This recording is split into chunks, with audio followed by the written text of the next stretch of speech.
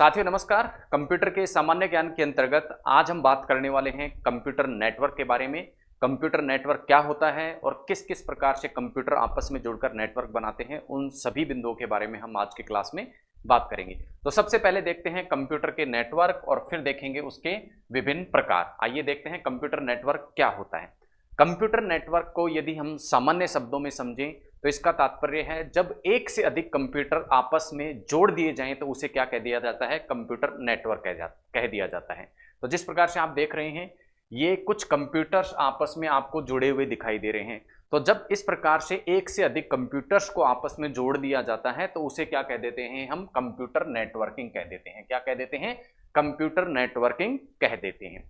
अब computer networking में जब कंप्यूटर आपस में जुड़ते हैं तो कोई ना कोई माध्यम होता है उनके जुड़ने का।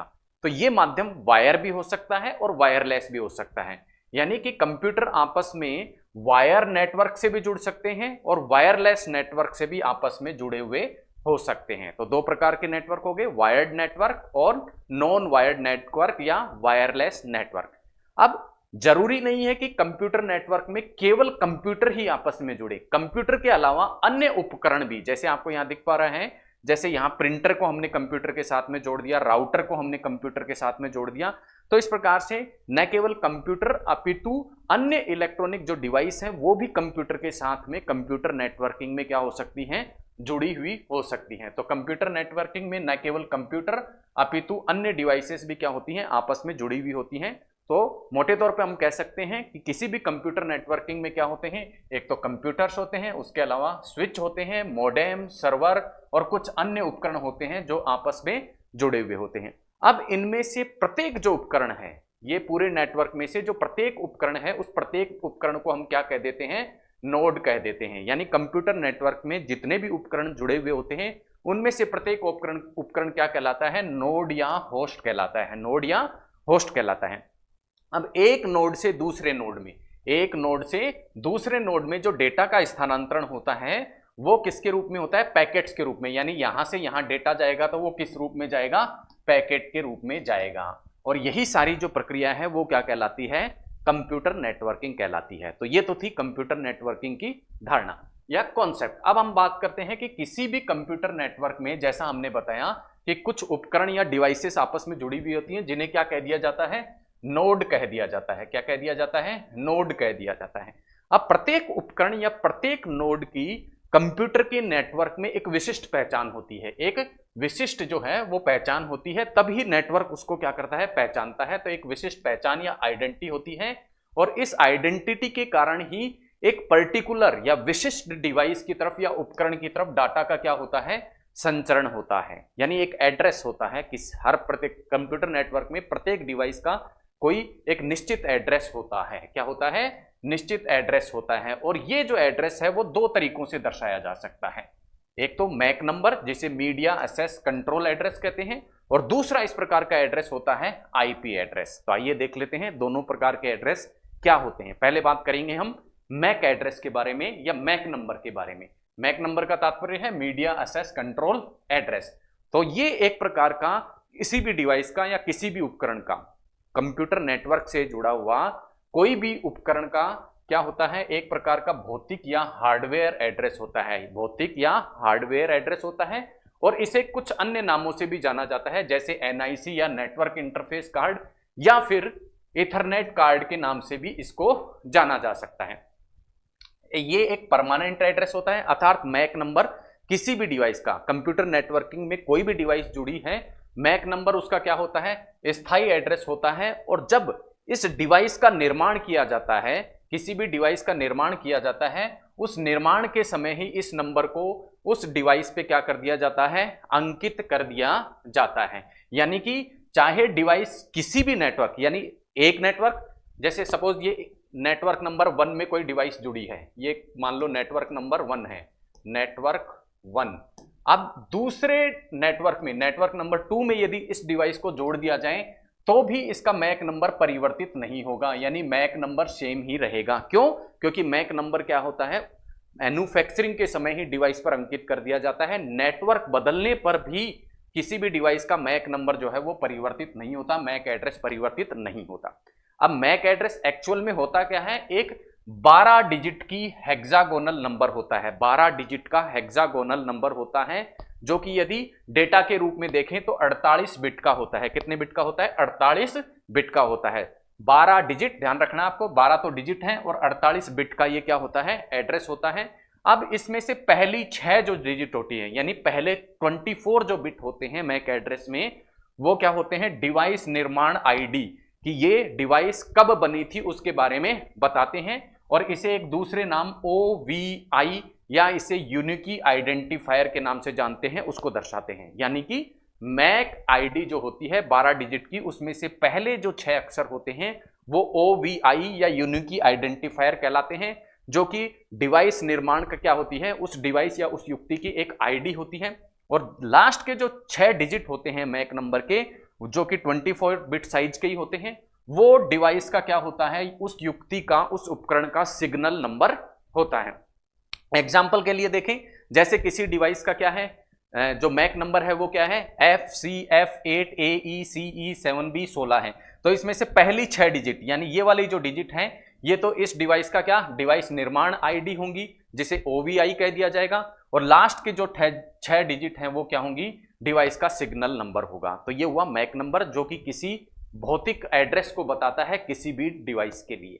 दूसरा जो कॉन्सेप्ट है जिसके द्वारा कंप्यूटर के नेटवर्क में किसी भी डिवाइस का या किसी भी उपकरण का एड्रेस निर्धारित होता है, वो होता है आईपी एड्रेस। और इस आईपी एड्रेस को इंटरनेट प्रोटोकॉल एड्रेस के नाम से भी जाना जाता है।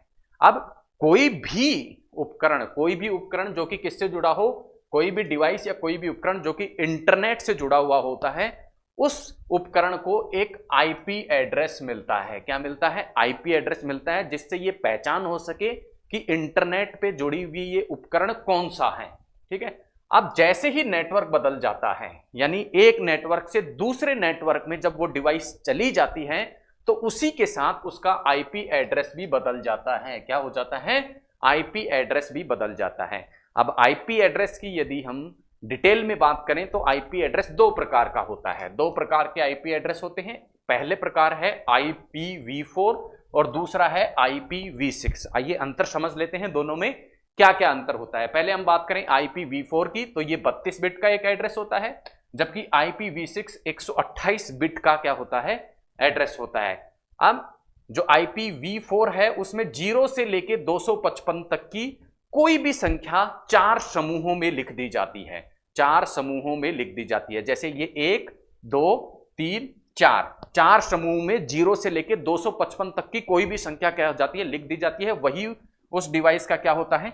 आईपी एड्रेस होता है। जबकि IPv6 प्रकार के जो आईपी एड्रेस होते हैं उसमें 8 समूहों में संख्या लिखी जाती है, और साथ में डिजिट्स के साथ में अल्फाबेट का भी प्रयोग होता है। यहां आपको अल्फाबेट नहीं दिखाई दे रहा, लेकिन IPv6 प्रकार का जो आईपी एड्रेस होगा उसमें अल्फाबेट भी होते हैं, जैसे 2001 CDBA 000 40404032579652। ये क्या है? कोई आईपी एड्रेस है। प्रारंभ में IPv4 प्रकार के आईपी एड्रेस प्रचलित थे, लेकिन वर्तमान में चूंकि इंटरनेट का जो आकार है वो बढ़ गया है, डिवाइसेस की संख्या बढ़ गई है, इसलिए डिवाइसेस की संख्या बढ़ जाने के कारण वर्तमान में और अधिक विस्तृत प्रकार का आईपी एड्रेस, जिसे IPv6 बोला जाता है, अब प्रचलन में है। तो ये था दूसरे प्रकार का एड्रेस किसी भी कंप्यूटर नेटवर्किंग में, जिसे आईपी एड्रेस के नाम से जाना जाता है। अब बात करते हैं कंप्यूटर नेटवर्किंग के इवोल्यूशन की, कि कब से कंप्यूटर नेटवर्किंग स्टार्ट हुई, कब से कंप्यूटरों को आपस में जोड़ना प्रारंभ किया।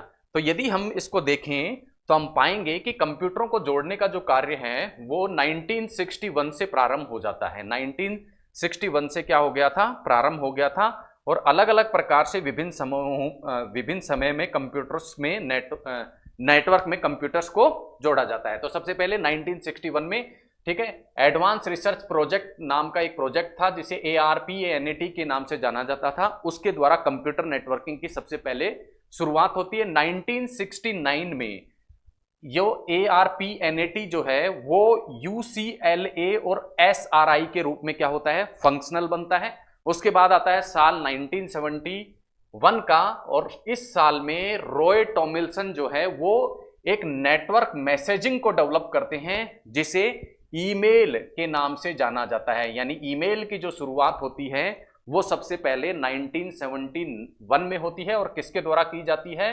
रॉय टॉमिल्सन के द्वारा की जाती है। किसके द्वारा की जाती है? रॉय टॉमिल्सन के द्वारा की जाती है।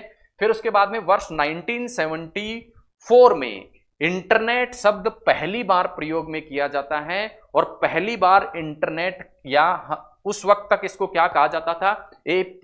ARPANET, ARPANET, इसका पहली बार कमर्शियल या व्यावसायिक उपयोग है वो प्रारंभ होता है। और किस नाम से प्रारंभ होता है?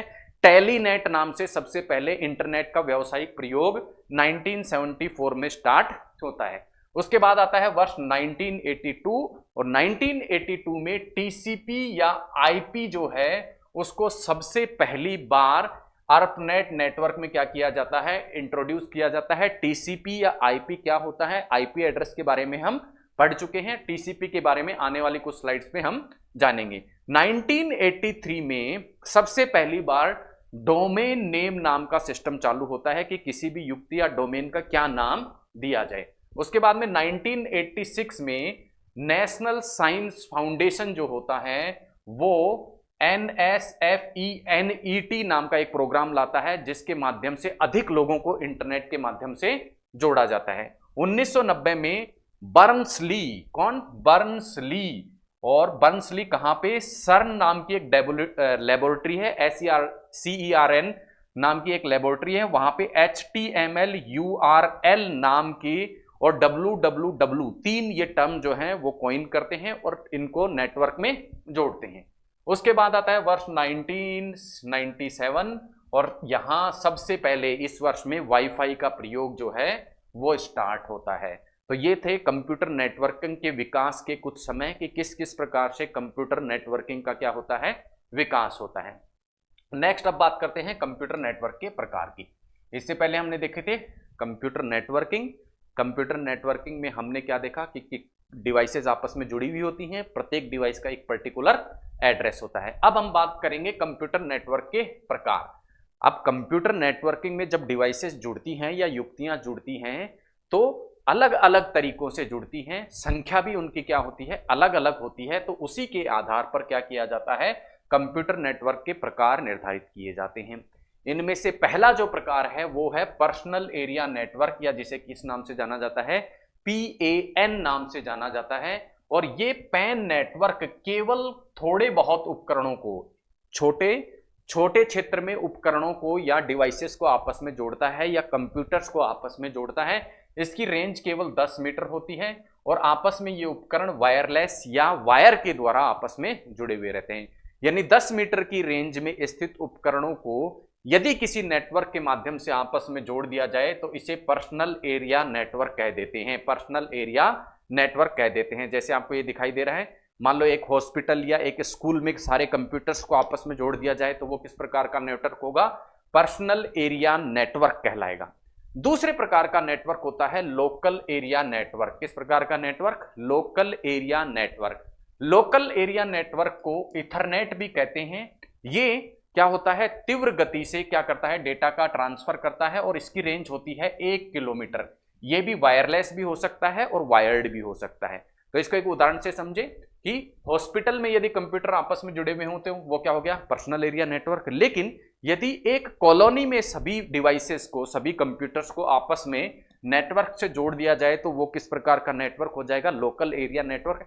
या एक बिल्डिंग में सभी मंजिलों के कंप्यूटर को आपस में जोड़ दिया जाए तो वो क्या हो गया? Local area network. उसके बाद आता है मेट्रोपोलियन एरिया नेटवर्क जिसे MAN नाम से जाना जाता है। ये एक प्रकार से लैन का ही विस्तृत रूप है या फिर एक से अधिक लेन आपस में जुड़कर क्या बना लेते हैं? MAN बना लेते हैं। इसकी जो रेंज होती है वो 40 किलोमीटर की होती है और ये लैन की अपेक्षा धीमा होता है। क्यों? क्योंकि लैन का जो एरिया है वो क्या होता है? कम विस्तृत होता है, कम मात्रा में डिवाइसेस आपस में जुड़ी होती हैं तो उसकी गति तीव्र होती है, जबकि इसकी गति अपेक्षाकृत क्या होती है? लैन की अपेक्षा क्या होती है? धीमी होती है। चौथे प्रकार का जो नेटवर्क है वो है वाइड एरिया नेटवर्क जिसे WAN के नाम से जाना जाता है। ये अत्यधिक विस्तृत क्षेत्र में फैले हुए कंप्यूटर्स को आपस में जोड़ता है या डिवाइसेस को आपस में जोड़ सकता है। ये वायर्ड भी हो सकता है और वायरलेस भी हो सकता है। ये सभी प्रकार के लैन वैन और कंप्यूटर्स को आपस में जोड़ देता है, और इसका एग्जाम्पल है सबसे अच्छा इंटरनेट, जो कि पूरे विश्व के जो कंप्यूटर्स हैं उनको आपस में क्या करता है, कनेक्ट करता है।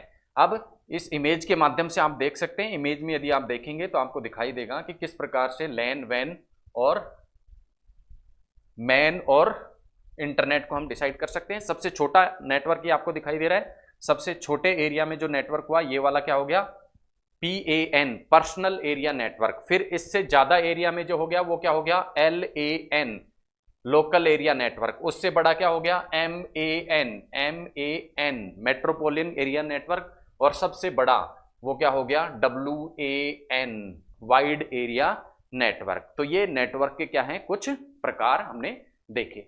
अब बात करेंगे, जब भी कोई नेटवर्किंग होती है, या यूं कह सकते हैं युक्तियों को आपस में जोड़ा जाता है, उपकरणों को आपस में जोड़ा जाता है कंप्यूटर नेटवर्किंग के माध्यम से, तो उसमें कुछ नेटवर्किंग डिवाइसेस भी जुड़ी होती हैं।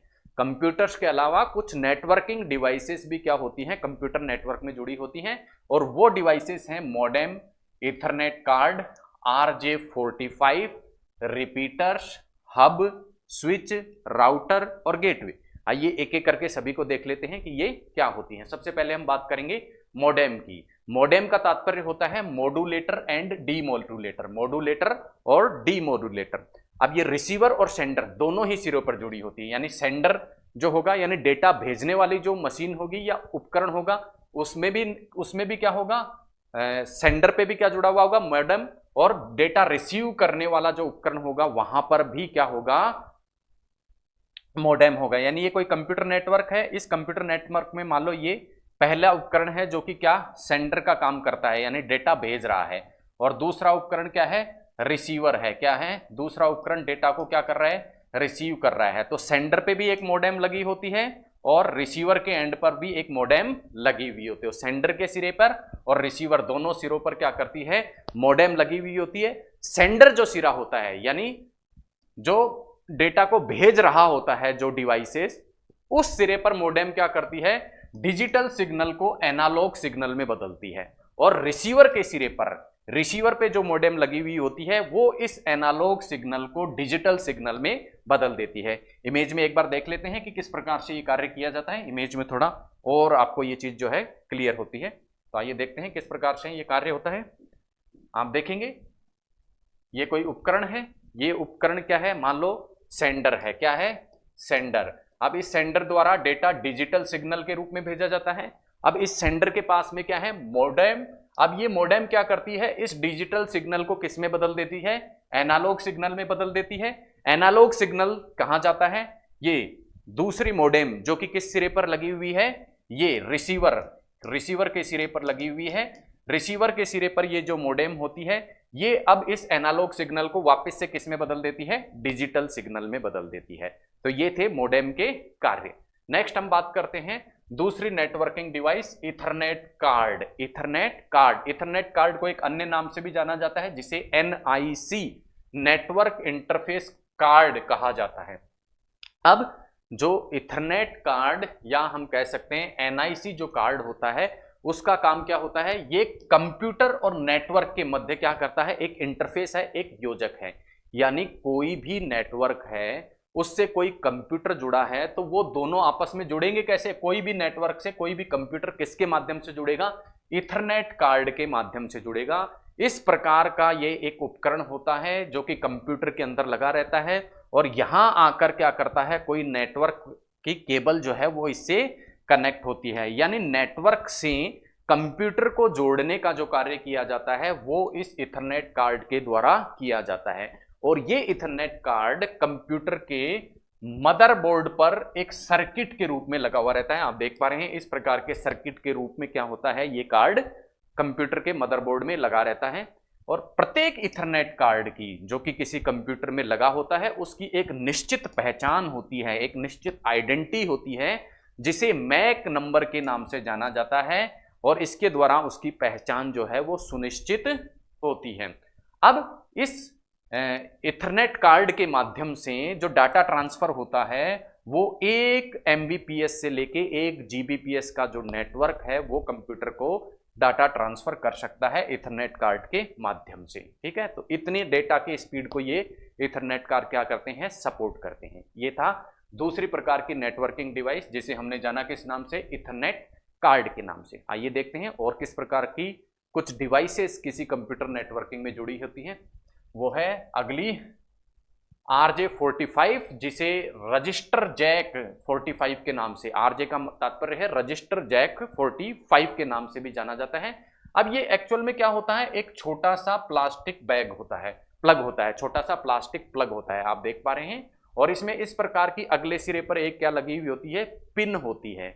और ये पिन क्या होती है, 8 सिरों वाली होती है, यानी 8 सुइयों वाली एक पिन होती है, जिसको कहां फिट कर दिया जाता है, जो जाके किस में जुड़ जाती है, इथरनेट कार्ड में जुड़ जाती है। जो हमने पिछली स्लाइड में देखा था उस कार्ड में जाकर क्या हो जाती है, ये नेटवर्क की जो केबल है वो इथरनेट कार्ड में इस पिन के माध्यम से क्या हो जाती है, जुड़ जाती है। यानी ये एक प्रकार का जैक होता है जो क्या कर देता है, नेटवर्क को कंप्यूटर से जोड़ देता है। तो ये था क्या, RJ45। अगली जो डिवाइस कंप्यूटर नेटवर्किंग में लगी होती है वो है रिपीटर्स। अब ये रिपीटर्स का जो प्रमुख कार्य क्या है, वो है, देखिए सिग्नल एक जगह से चला और दूसरी जगह सिग्नल को पहुंचना है। अब मान लो नेटवर्क क्या है, बड़ा है, बड़े क्षेत्र में फैला हुआ है, तो इस पूरी प्रक्रिया के दौरान यानी डाटा ट्रांसफर के दौरान डेटा के जो स्पीड है वो क्या पड़ जाती है, कम पड़ जाती है। तो संचार के दौरान जैसे जैसे दूरी बढ़ती जाती है वैसे वैसे जो डेटा सिग्नल हैं वो क्या होने लग जाते हैं, कमजोर पड़ने लग जाते हैं। तो उस कमजोर पड़े डेटा सिग्नल को, वीक डेटा सिग्नल को पुनः क्या कर देता है, रीजनरेट करने का कार्य किसके द्वारा किया जाता है, इस रिपीटर्स या जो है संचार रिपीटर्स के द्वारा या कम्युनिकेशन रिपीटर्स के द्वारा किया जाता है। ये थी 4 नेटवर्किंग डिवाइसेस जो किसी कंप्यूटर नेटवर्किंग में जुड़ी होती हैं। अगले डिवाइस की ओर चलते हैं। 5वें नंबर की डिवाइस जो किसी कंप्यूटर नेटवर्किंग में जुड़ी होती है वो होता है हब।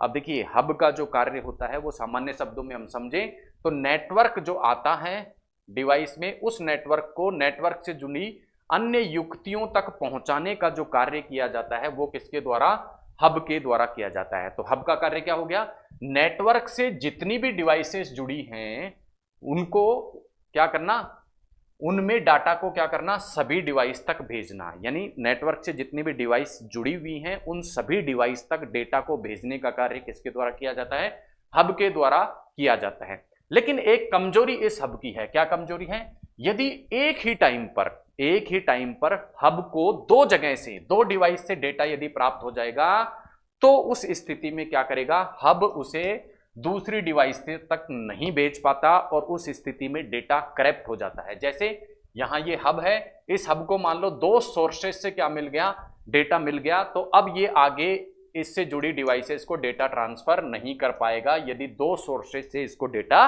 प्राप्त हो जाता है। तो ये किसकी बात हुई, हब की, जो कि 2 सोर्सेस से प्राप्त डेटा को क्या नहीं कर सकता, आगे नहीं भेज सकता। नेक्स्ट बात करते हैं हम स्विच की। अब स्विच क्या करता है, नेटवर्क से जुड़ी हुई कोई भी जो डिवाइस होती है उससे प्राप्त डेटा को एक निश्चित दिशा में ही भेजता है। हब में हमने देखा कि ये सभी डिवाइसेस को डेटा भेज देता है, प्राप्त डेटा को। लेकिन स्विच क्या करता है, एक पर्टिकुलर डायरेक्शन में या एक पर्टिकुलर डिवाइस को ही डेटा का संचरण करता है। ठीक है, पर्टिकुलर। अब देखिए जैसे ये स्विच है, आप देख पा रहे हैं स्विच,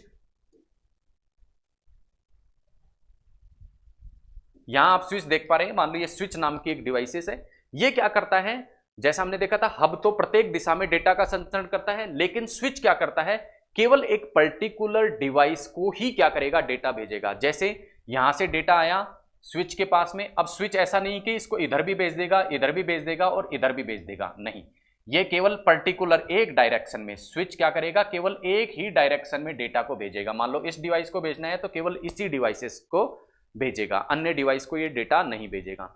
अब इसकी विशेषता क्या है, हमने देखा हब को एक साथ 2 डेटा जब प्राप्त हो जाते हैं तो वो डेटा का संचरण नहीं कर पाता, जबकि यहां यदि 2 डिवाइसेस से भी क्या हो गया, स्विच को डेटा प्राप्त हो गया, तो भी ये इन दोनों डेटा को क्या कर सकता है, पर्टिकुलर या डेजिग्नेटेड डिवाइस को भेज सकता है। तो ये अंतर था किसमें, किस प्रकार में, हब और स्विच द्वारा जो डेटा ट्रांसफर होता है उसमें अंतर जो है वो किस प्रकार का होता है ये हमने देखा। तो क्या होता है, स्विच क्या होता है, करप्टर डेटा प्राप्त होने पर भी क्या कर सकता है, स्विच जो है वो सेंडर को सही प्रकार का डेटा ट्रांसफर करता है।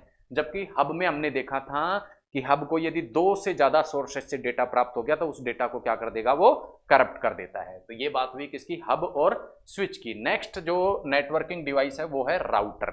अब राउटर क्या होता है, राउटर एक प्रकार से इंटरनेट और लैन को आपस में जोड़ता है, इंटरनेट और लैन को आपस में जोड़ता है। लैन एक छोटा नेटवर्क है और इंटरनेट एक बड़ा नेटवर्क है। तो इंटरनेट को लैन से जोड़ने वाली जो युक्ति होती है, जो उपकरण होता है, वो क्या कहलाता है, राउटर कहलाता है। क्या कहलाता है, राउटर कहलाता है।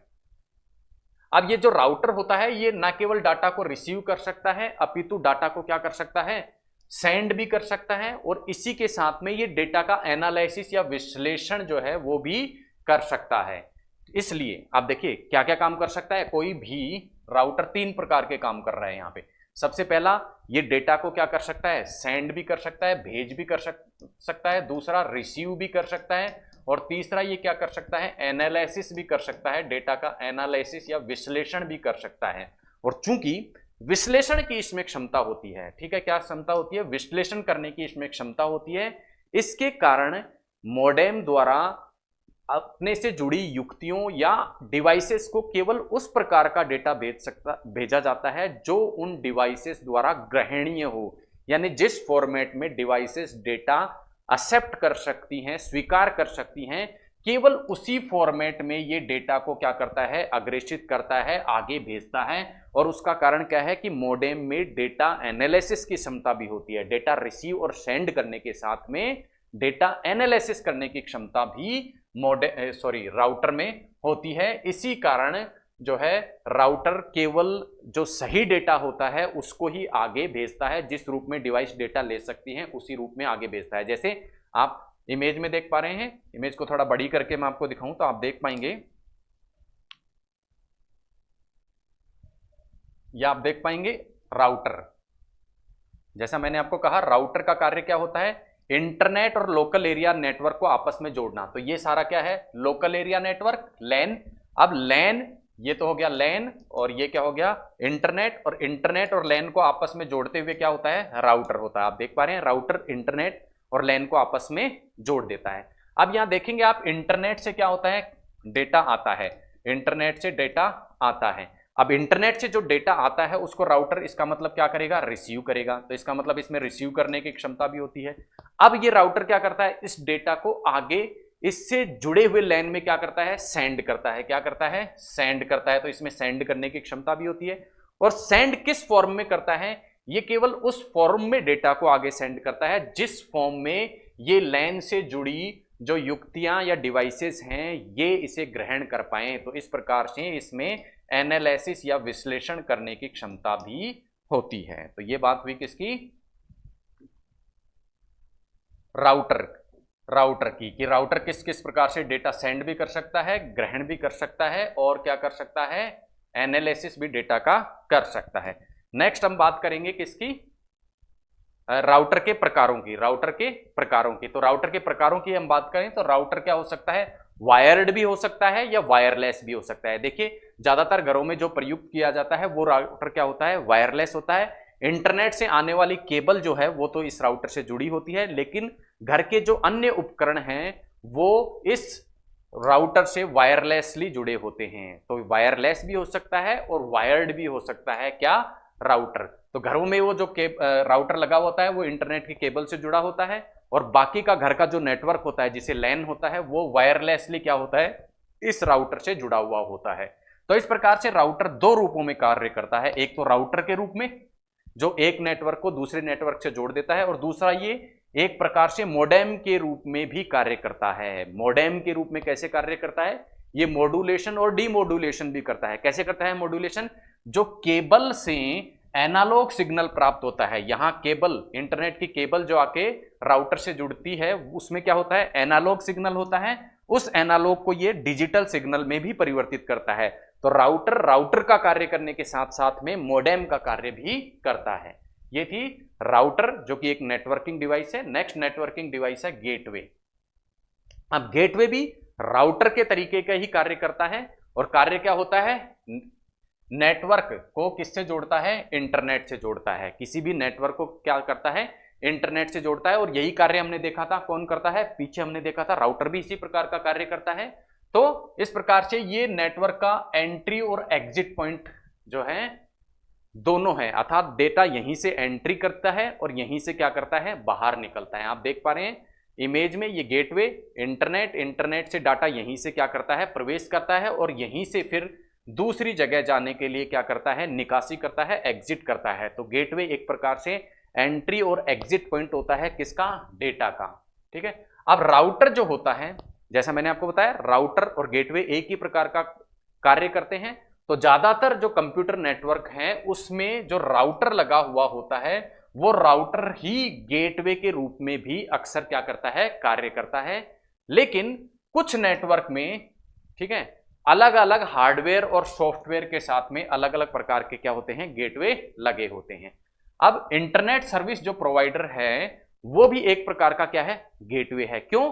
क्योंकि आईएसपी के माध्यम से ही, आईएसपी के माध्यम से, जैसे इंटरनेट, अब ये इंटरनेट सर्विस प्रोवाइडर के माध्यम से इंटरनेट हमारे पास पहुंचता है। यानी किसी भी डिवाइस पे इंटरनेट किसके माध्यम से पहुंचता है? इंटरनेट सर्विस प्रोवाइडर के माध्यम से। जैसे आपके पास में जियो का नेटवर्क है, एयरटेल का नेटवर्क है, तो इंटरनेट किसके माध्यम से?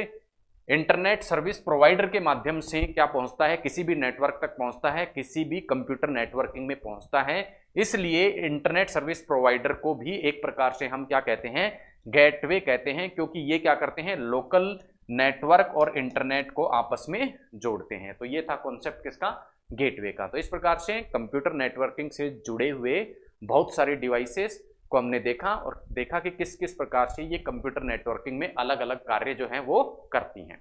अब हम बात करेंगे नेटवर्क टोपोलॉजीज की, कि किस प्रकार से उपकरण कंप्यूटर नेटवर्क में आपस में जुड़े हुए होते हैं। तो किसी भी कंप्यूटर नेटवर्क में अलग अलग जो डिवाइस या जो उपकरण होती हैं वो आपस में किस क्रम में जुड़ी हुई होती हैं, किस सीक्वेंस में जुड़ी हुई होती हैं, वही क्या कहलाता है? नेटवर्क टोपोलॉजी कहलाता है।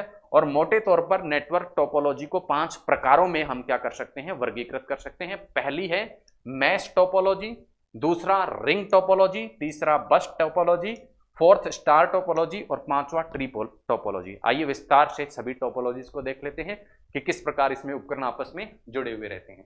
सबसे पहले हम बात करेंगे मैश टोपोलॉजी की। मैश टोपोलॉजी की, अब मैश टोपोलॉजी में क्या होता है? सभी उपकरण एक नेटवर्क के द्वारा आपस में जुड़े हुए होते हैं। जैसे ये उपकरण नंबर 1 है, ये 2 है, ये 3 है, मान लो ये 4 है और ये 5 है। तो हम देखेंगे 1 नंबर का जो कंप्यूटर या जो भी डिवाइस या जो उपकरण है वो 4 नंबर से भी जुड़ा हुआ है, वो 2 नंबर से भी जुड़ा हुआ है, वो 3 नंबर से भी जुड़ा हुआ है, वो 5 नंबर से भी जुड़ा हुआ है।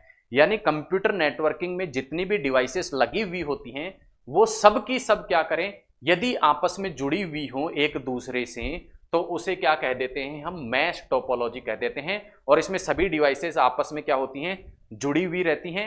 तो यदि एक डिवाइस खराब भी हो गई, मान लो क्या हो गई, ये वाली डिवाइस क्या हो गई? खराब हो गई, तो भी आपस में इसका और इसका कनेक्शन तो जुड़ा हुआ रहता है। यानी एक डिवाइस के खराब हो जाने से पूरा कंप्यूटर नेटवर्क खराब नहीं होता है और इस माध्यम से डेटा का जो संचरण होता है वो सुरक्षित और अधिक मात्रा में होता है, लेकिन जटिल और महंगा पड़ता है। दूसरे प्रकार की जो नेटवर्क टोपोलॉजी है उसे हम कहते हैं रिंग टोपोलॉजी। क्या कहते हैं?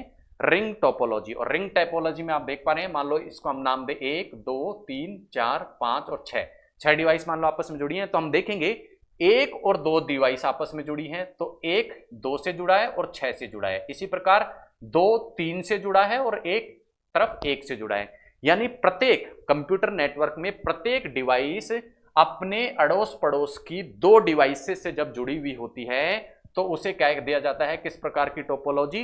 रिंग टोपोलॉजी कह दिया जाता है। इसमें डेटा का जो संचरण होता है वो क्लॉकवाइज या एंटी क्लॉकवाइज होता है। यानी डाटा या तो क्या जाएगा? यूं से यूं यूं यूं ट्रांसफर होगा, या फिर कैसा हो सकता है? इससे उल्टी दिशा में इस प्रकार से ट्रांसफर हो सकता है। तो क्लॉकवाइज या एंटी क्लॉकवाइज डेटा का क्या होता है? ट्रांसफर होता है।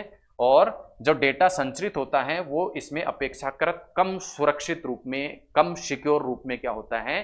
संचरित होता है। तीसरे प्रकार की नेटवर्क टोपोलॉजी है वो है बस टोपोलॉजी, बस टोपोलॉजी। ठीक है, अब बस टोपोलॉजी में संचार माध्यम के द्वारा क्या होती हैं, डिवाइसेस एक दूसरे से जुड़ी हुई होती हैं, यानी डायरेक्टली एक डिवाइस का दूसरी डिवाइस से किसी प्रकार का कोई संबंध नहीं होता। ये डिवाइसेस संचार माध्यम के द्वारा ही आपस में जुड़ी हुई होती हैं। तो कहने का तात्पर्य क्या हुआ, डेटा एक डिवाइस से दूसरी डिवाइस पर जब जाएगा तो संचार माध्यम में होता हुआ ही जाएगा, वैसे नहीं जा सकता। जैसे इस डिवाइस से, ये मान लो 1 नंबर की डिवाइस है और ये 2 नंबर की डिवाइस है, तो 1 से 2 नंबर की डिवाइस में यदि डेटा जाएगा तो कैसे जाएगा, ये जो नेटवर्क माध्यम है उससे संचरित होता हुआ ही जाएगा, संचार माध्यम से संचरित होता हुआ ही जाएगा। दोनों डिवाइसेस में सीधा किसी प्रकार का प्रत्यक्ष संपर्क नहीं होता। इसमें डेटा का संचरण जो होता है अपेक्षाकृत कम सिक्योर होता है, क्योंकि एक संचरण माध्यम से होता हुआ डेटा गुजरता है। अगले प्रकार की जो नेटवर्क टोपोलॉजी है वो है स्टार प्रकार की नेटवर्क टोपोलॉजी। और स्टार प्रकार की नेटवर्क टोपोलॉजी में एक सेंट्रल डिवाइस से बाकी की जो डिवाइसेस होती हैं नेटवर्क की, वो क्या होती हैं, जुड़ी हुई होती हैं। यानी एक डिवाइस होती है वो सेंट्रल डिवाइस होती है और उस सेंट्रल डिवाइस से बाकी की सभी डिवाइस क्या होती हैं, जुड़ी हुई होती हैं।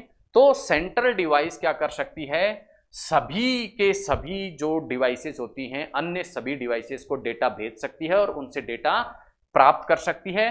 डेटा का ट्रांसफर होता है वो अपेक्षाकृत अधिक तीव्र गति से होता है, दक्षतापूर्ण होता है, एफिशिएंसी होता है।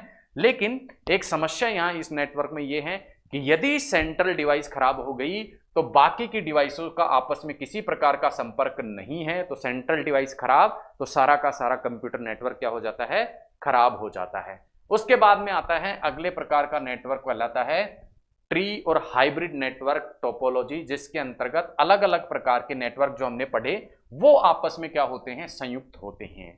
तो इस तरह से कंप्यूटर नेटवर्किंग में डिवाइसेस किस प्रकार से आपस में जुड़ती हैं, कंप्यूटर आपस में किस प्रकार से जुड़ते हैं, उसके आधार पर हमने मैश, रिंग, बस, स्टार और ट्री टोपोलॉजीज को देखा। नेक्स्ट हम बात करते हैं इंटरनेट और WWW के बारे में। पहले हम बात करेंगे इंटरनेट, फिर हम बात करेंगे WWW के बारे में। पहले हम बात कर रहे हैं इंटरनेट। तो इंटरनेट क्या है, एक बहुत बड़ा नेटवर्क है जिसके अंतर्गत बहुत सारे कंप्यूटर आपस में जुड़े हुए हैं। यानी ये एक क्या है, ग्लोबल का मतलब वैश्विक नेटवर्क है जिसमें बहुत सारे कंप्यूटर्स क्या हैं, आपस में जुड़े हुए होते हैं। अब इन कंप्यूटर्स में डेटा हो या ना हो, फाइल हो या ना हो, एक कंप्यूटर से दूसरे कंप्यूटर में डेटा का संचरण हो रहा हो या नहीं हो रहा हो, इससे मतलब नहीं है। यानी इंटरनेट का तात्पर्य तो क्या हो गया, 1 2 3 इस प्रकार से बहुत सारी डिवाइस जब आपस में किसी ना किसी माध्यम से जुड़ गई तो उसको क्या बोल दिया, इंटरनेट। अब इस 1 नंबर की जो डिवाइस है उसमें क्या डाटा है क्या नहीं है उससे मतलब नहीं है, 2 में क्या डेटा है 3 में, यानी डेटा से मतलब नहीं है, केवल कनेक्शन से मतलब है। यदि बहुत सारी डिवाइसेस वैश्विक रूप से आपस में जुड़ गई तो वो क्या हो गया, इंटरनेट हो गया।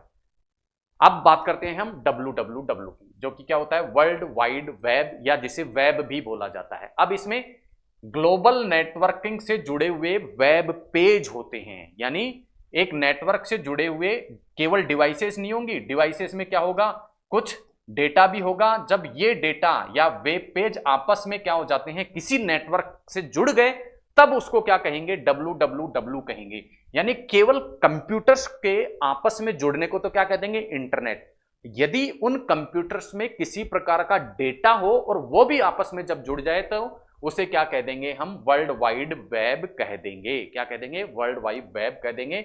एक प्रकार से वर्ल्ड वाइड वेब क्या है, बहुत सारी वेबसाइट यदि आपस में जुड़ जाती हैं तो उसे वर्ल्ड वाइड वेब कह देते हैं। और ये प्राय किसके माध्यम से जुड़ी हुई होती हैं, इंटरनेट के माध्यम से आपस में जुड़ी हुई होती हैं। तो वर्ल्ड वाइड वेब को आपस में जोड़ने का माध्यम क्या है, इंटरनेट है।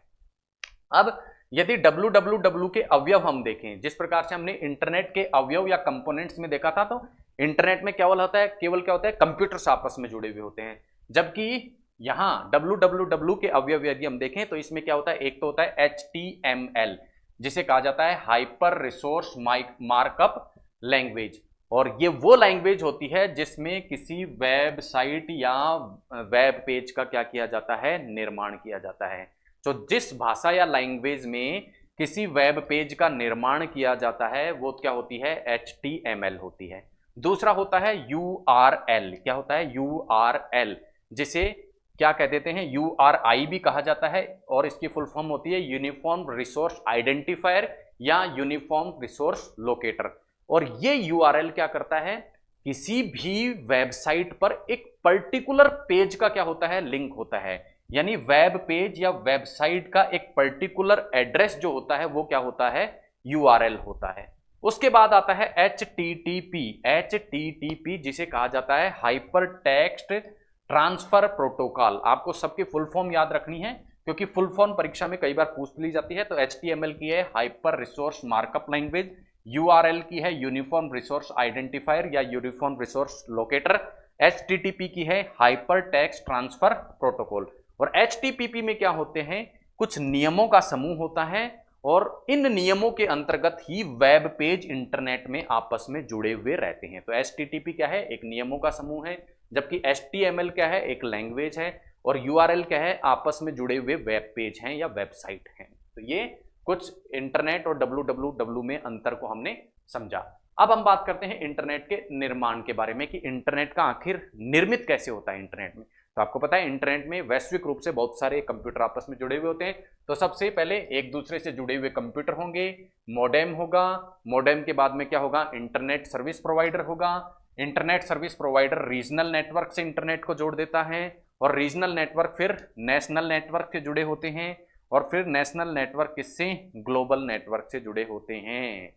तो इस प्रकार से इंटरनेट जो है वो कुछ योजक कड़ियों के द्वारा ग्लोबल स्वरूप या वैश्विक स्वरूप को क्या होता है? धारण करता है। नेक्स्ट हम बात करते हैं कि इंटरनेट से हम किसी भी वेबसाइट या वेब पेज को कैसे प्राप्त कर सकते हैं। जैसे फॉर एग्जांपल हमने UPSC नाम की क्या करी? एक वेब पेज को या वेबसाइट को हमें क्या करना है? ओपन करना है। तो हम कंप्यूटर में क्या टाइप करते हैं? हमारी वेब पेज पे क्या टाइप करते हैं? UPSC, union public service commission की साइट को क्या करते हैं? हम टाइप करते हैं। तो UPSC टाइप जैसे ही हम करते हैं तो UPSC की साइट खुल जाती है।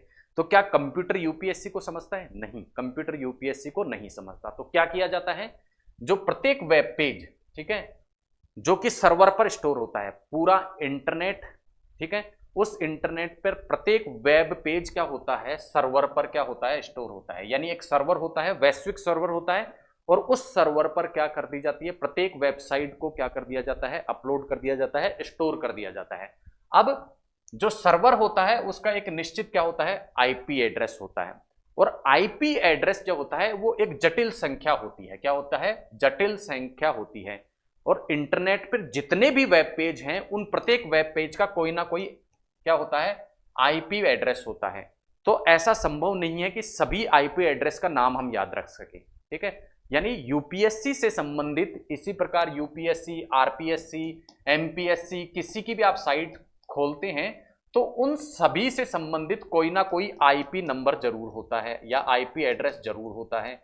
और आप अगर प्रत्येक IP एड्रेस को याद रखेंगे तो संभव नहीं है कि आप किसी वेबसाइट को खोल पाएं, क्योंकि इतनी सारी वेबसाइट सबके एड्रेस, IP एड्रेस आप याद नहीं रख सकते, क्योंकि IP एड्रेस क्या होता है? एक जटिल नंबर होता है।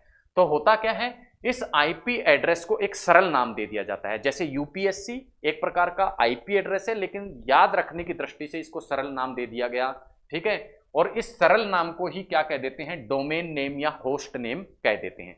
फॉर एग्जाम्पल कोई साइट है ncrt.nic.in, इस साइट का एक्चुअल जो मान लो फॉर एग्जांपल क्या है? IP एड्रेस क्या है? 164.160.223। तो इस प्रकार से एक बहुत बड़ा जटिल क्या है? ये क्रम है, इसको याद रख पाना संभव नहीं है। तो इस IP एड्रेस को एक डोमेन नेम दे दिया, क्या? ncrt.nic.in। जब भी आप इस डोमेन नेम को क्या करोगे? सर्च करोगे, तो सर्वर पर ये क्या करेगा? इस IP एड्रेस को खोलेगा, इस IP एड्रेस को खोलेगा, और इस नेम को डालने से, डोमेन नेम को डालने से IP एड्रेस खुल जाना किसके द्वारा संभव होता है? DNS server. तो DNS सर्वर क्या करता है? किसी भी डोमेन नेम से संबंधित IP एड्रेस को पहचान लेता है और वही आपके सामने खुल जाता है। पूरी प्रक्रिया को यदि इमेज के माध्यम से हम समझें तो देखिए, आप देखेंगे किस प्रकार से ये कार्य होता है।